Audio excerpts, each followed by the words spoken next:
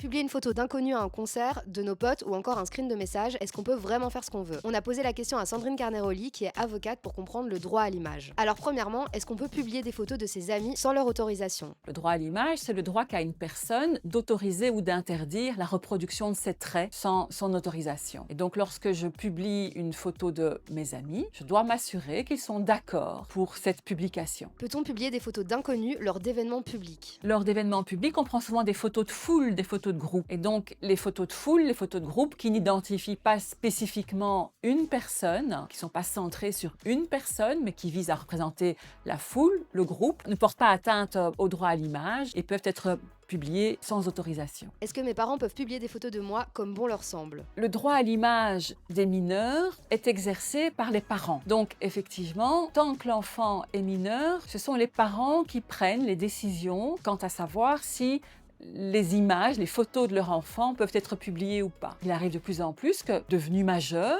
ou une fois que le mineur a atteint l'âge du discernement, il se plaint de toutes ces photos de lui qui sont sur les réseaux sociaux de ses parents depuis qu'il est bébé. Le droit à l'oubli prévoit que les mineurs peuvent demander aux plateformes de réseaux sociaux de supprimer des photos pour lesquelles ils n'ont pas donné leur autorisation de publication, des photos qui les représentent. Et en ce qui concerne les messages et les screenshots, est-ce que j'ai le droit de partager des messages privés? Les communications privées sont protégées par le secret des communications et elles ne sont pas destinées à être partagées, publiées à un public qui n'était pas le destinataire de ces communications privées. Et finalement, ai-je le droit de partager des captures d'écran comme bon me semble? Une capture d'écran qui porte sur un contenu public et qui ne contient pas une création protégée par le droit d'auteur ou qui ne porte pas atteinte au droit à l'image de quelqu'un devrait normalement être vraiment partagée.